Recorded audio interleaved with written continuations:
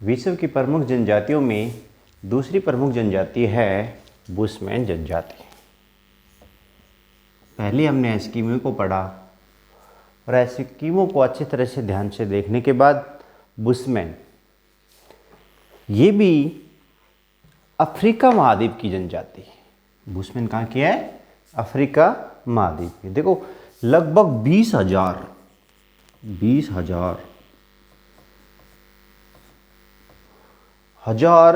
वर्षों से अफ्रीका के कलहरी मरुस्थल में एक जनजाति निवास करती है जो बुशमैन कहलाती है।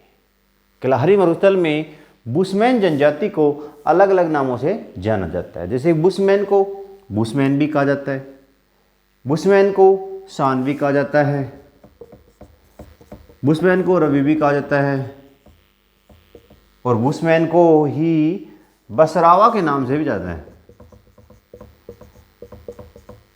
के नाम से भी जाना जाता है। अर्थात बुशमैन जनजाति की बात करें तो बुशमैन जनजाति अफ्रीका के कलहरी मरुस्थल में पाई जाती है। 20,000 वर्षों से पूर्व से निवास कर रही।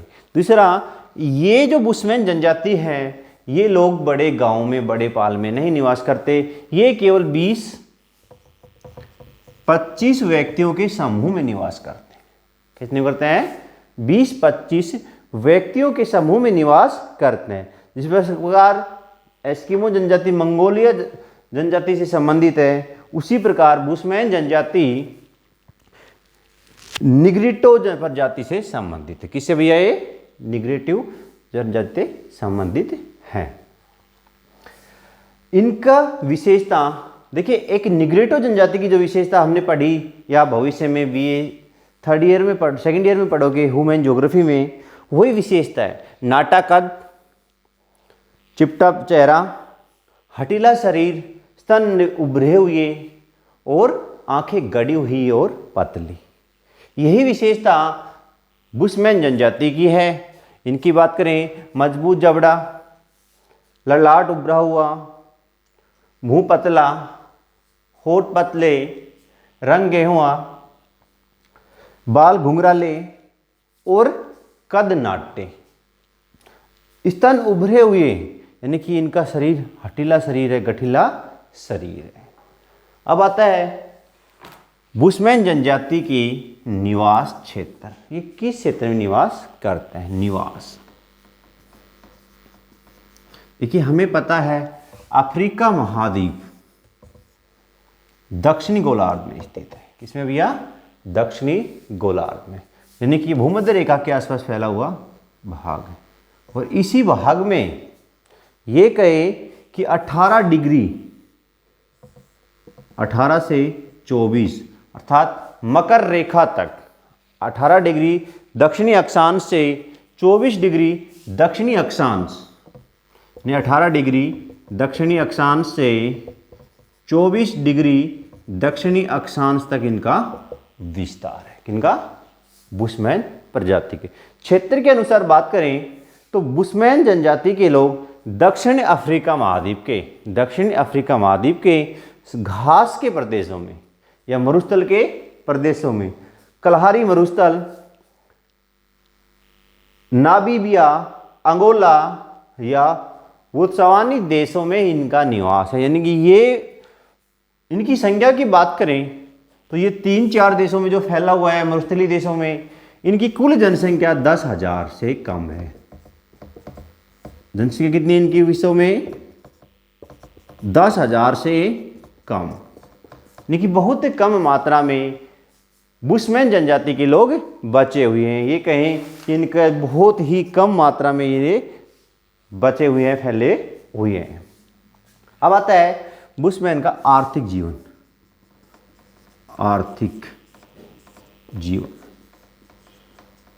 कैसे क्या करते हैं और क्या कमाते हैं? देखो, आर्थिक में सबसे पहले है आखेट करते हैं।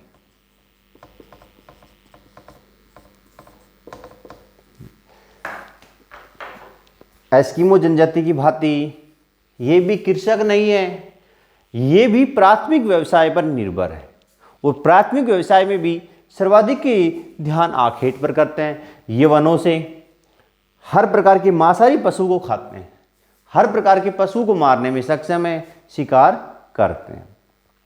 ये तीर और कमान से पशु को डायरेक्ट मारते हैं या गड्ढे खोदकर उसमें फंसाकर या जाल लगाकर उसमें फंसाकर इनको मारने का काम करते हैं। सभी प्रकार के छोटे बड़े पक्षी पशुओं को खाने का कार्य करते हैं। भोजन, देखिए हमें देखा भोजन में क्या खाते हैं, अधिकांश या कहें कि सभी बुशमैन प्रजाति के लोग मांसाहारी हैं। ये भोजन में मांस का उपयोग करते हैं और सर्वाधिक मांस खाते हैं। ये कहा जाता है कि एक बार में एक बुशमैन आधी भेड़ तक खा जाता है, यानी 5 से ज़्यादा किलो कच्चा मांस खाने में सक्षम है। वैसे तो ये लोग मांस खाते हैं, लेकिन मांस के बाद शहद, पौधों की पत्तियां, जड़ें, मछली, दीमक, मकोड़ों, कीटों को भी खाने का कार्य करते हैं। अर्थात ये कहें कि समस्त प्रकार के जीवों को ये अपने भोजन के रूप में खाते, सभी को भोजन के रूप में खाने का कार्य करते हैं। भोजन में ये अब कुछ मात्रा में स्थानांतरित कृषि करते हैं और जौ का भोजन भी ये बनाने लग गए। रबड़ी भी पीने का काम करते हैं, बेरी भी ये खाते हैं। अब आता है इनका वस्त्र। वस्त्र का प्रश्न भी अच्छा बनता है। देखिए ये दोनों बहुत कम मात्रा में, ये कहेंगे पुरुष और महिलाएं बहुत कम मात्रा में वस्त्र धारण करते हैं। पुरुष केवल एक लंगोट, तिकोड़ लंगोट जो पैरों के बीच में से बांध लिया जाता है, उसका उपयोग करते हैं। महिलाएं अपने शरीर को आगे और पीछे दोनों से ढक लेती हैं, जिसे चोंगा कहा जाता है। चोंगा, देखिए प्रश्न आता है चोंगा क्या है, तो क्या है, बुशमैन महिलाओं द्वारा पहनने जाने वाला वस्त्र, जो वस्त्र और बिस्तर बंद दोनों होता है। वस्त्र और बिस्तर बंद दोनों होता है। ऐसा होता है कि आगे से भी पहन लो, पीछे से पहन लो। पीछे जो वस्त्र पहनते हैं उसी में एक झोली, जिसमें बच्चे को भी खिला लेते हैं और उसी में संग्रहण की गई वस्तु को भी रख लेते हैं। इसी चोंगा को क्रोस भी कहा जाता है। कहते तब या क्रोस। ये प्रश्न आता है क्रोस क्या है, तो अपन फिर क्या देना है, बुशमैन महिलाओं द्वारा पहने जाने वाला वस्त्र क्रोस कहलाता है। चोंगा और क्रोस एक ही है, इनके नाम अलग अलग हैं। क्या भैया, इनके नाम अलग अलग हैं। पीछे से इसमें क्या है कि महिला पहनती है तो आगे ढक लेती, पीछे ढक लेती। पीछे ढकने के बाद झोली, अपन ग्रामीण क्षेत्रों में महिलाएं घास को होते झोली करती हैं, उसी प्रकार का वस्त्र होता है चोंगा। निवास गृह,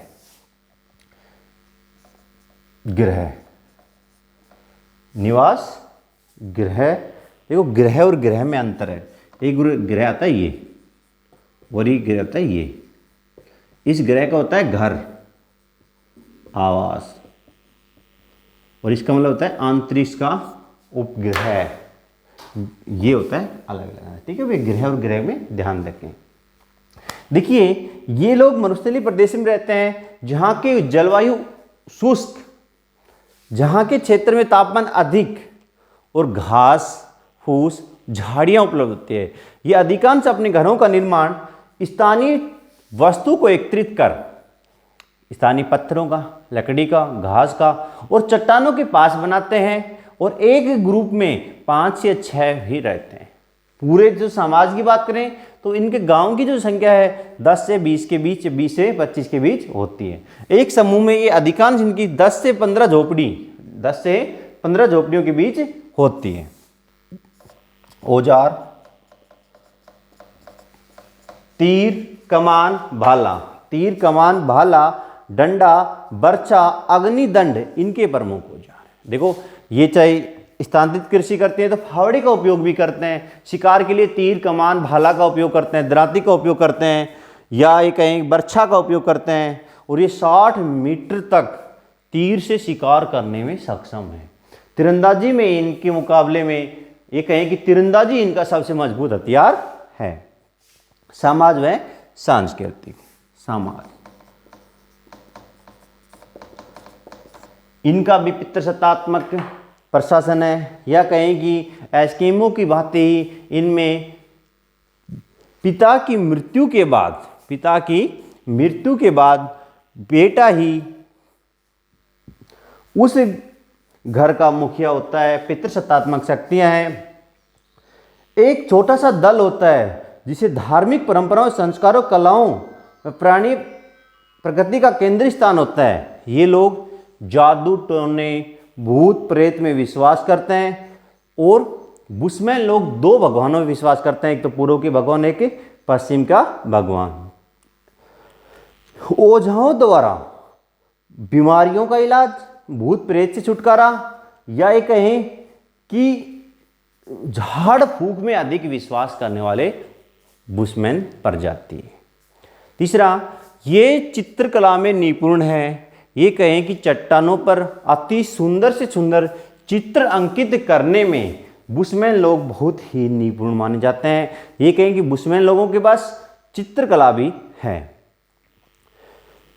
इनमें प्रत्येक बुशमैन शादी करता है, चाहे वो जवान अवस्था में करे या वृद्ध अवस्था में करे। दूसरा, शादी ऐच्छिक, शादी हत्या करके और किसी को वीरता दिखाकर भी कर लेते हैं। और दापा अर्थात महिला का मूल्य चुकाने की प्रथा भी बुशमैन प्रजाति में प्रचलित है।